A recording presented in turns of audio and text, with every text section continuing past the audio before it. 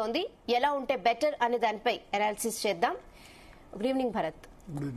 So ఎలా చూడాలి అంటే చాలా శృతి మించి మరి పోస్టులు పెడుతున్నారు. కోర్టు ఏమో ఇలాంటి తీర్పు ఇచ్చింది. సో ఎలా చూడాలి, ఏంటి మీ అనాలిసిస్?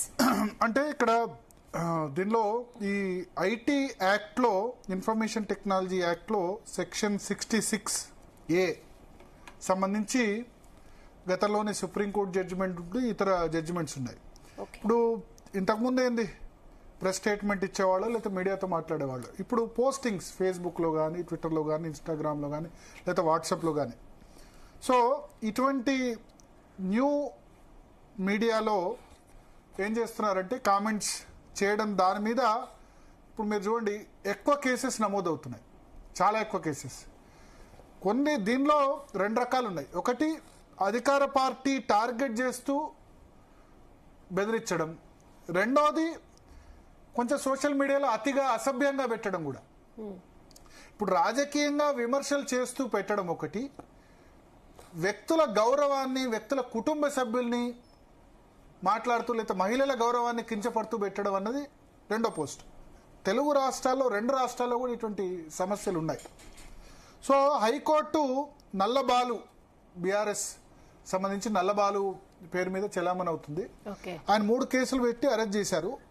ఇప్పుడు ఎవరైతే ఏం చేస్తున్నారంటే, ఇన్ఫాక్ట్ గవర్నమెంట్లో అధికారంలో ఉన్న వాళ్ళు ఏంటంటే ఒకే చోట డిఫరెంట్ పోలీస్ స్టేషన్లో కంప్లైంట్ చేస్తూ ఒక 20-30 కేసెస్ నమోదు చేస్తూ, పలానా ఎగ్జాంపుల్ నరేంద్ర మోడీ ఉన్నారు, భారతదేశ ప్రధాని. ఆయనకు వ్యతిరేకంగా ఎవరైనా పోస్టులు పెడితే దేశమంతటా కూడా చాలా చోట్ల బీజేపీ వాళ్ళంతా ఫిర్యాదు చేస్తారు. ఫిర్యాదు చేసి అన్ని రాష్ట్రాల్లో ఫిర్యాదు చేసి ఏం చేస్తారు, అన్ని రాష్ట్రాల పోలీసులు లేదా అన్ని రాష్ట్రాల కోర్టుల చుట్టూ తిరగాలి. ఓకే. సో దీనివల్ల ఏం ప్రాబ్లం అవుతుందంటే సోషల్ మీడియాలో, అంటే అది ఒక బెదిరించడానికి ఒక టాక్టిక్. ఇక్కడ కేసీఆర్ గురించో లేకపోతే రేవంత్ రెడ్డి గురించో పోస్ట్ పెట్టినప్పుడు అన్ని పోలీస్ స్టేషన్లో కంప్లైంట్ చేస్తారు. సో అధికారంలో ఎవరుంటే వాళ్ళు, ఇప్పుడు రాష్ట్రంలో అధికారంలో ఉంది కాబట్టి రేవంత్ రెడ్డికి వ్యతిరేకంగా ఏమైనా పోస్ట్ పెడితే అన్ని పోలీస్ స్టేషన్లో కంప్లైంట్ చేస్తారు కాంగ్రెస్ పార్టీ తరపు నాయకులు. ఆ పోలీసులు ఆ కేసు ఈ కేసు అని తిప్పుతారు. సేమ్ ఆంధ్రప్రదేశ్లో కూడా అదే, చంద్రబాబు నాయుడు వాళ్ళకి సంబంధించి పోస్టులు పెట్టినప్పుడు ఆ విధంగా తిప్పారు. సో దాన్ని హైకోర్టు ఏం చెప్పిందంటే, విమర్శలు, రాజకీయ విమర్శలు అన్నది పౌరుడి వ్యక్తిగత స్వేచ్ఛ. సుప్రీంకోర్టు కూడా మొన్న చెప్పింది, రేవంత్ రెడ్డి ఈ విధంగా సోషల్ మీడియాలో బీజేపీ అధికారంలోకి వస్తే 400 సీట్లు వస్తే గనక రాజ్యాంగాన్ని మారుస్తుందంటూ రేవంత్ రెడ్డి కామెంట్ చేశారు. దాని మీద బీజేపీ సుప్రీంకోర్టుకు వెళ్తే సేమ్ ఇదే రకమైన తీర్పు ఇచ్చింది. రాజకీయపరమైన విమర్శలు వేరు, వ్యక్తిగత విమర్శలు వేరు. So there is difference. సో రాజకీయపరమైన విమర్శలు చేసినప్పుడు దాన్ని పెద్దగా పట్టించుకోవాల్సిన అవసరం లేదు.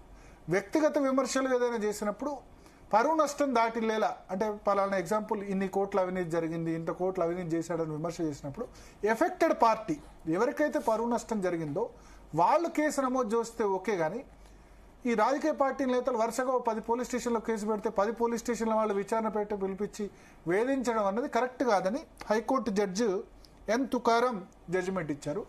ఇది ఒక ల్యాండ్ మార్క్ జడ్జిమెంట్గా భావిస్తున్నారు. ఇది సోషల్ మీడియాలో మంచి ఉంది, చెడు ఉంది. కుటుంబ సభ్యుల్ని లేకపోతే మహిళల్ని కించపరిచేలా చాలా దారుణంగా మాట్లాడుతున్న వాళ్ళు ఉన్నారు.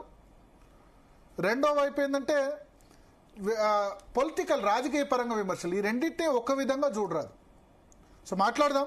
మనతో పాటు శరత్ గారు, సీనియర్ అడ్వకేట్, హైకోర్టు, అదేవిధంగా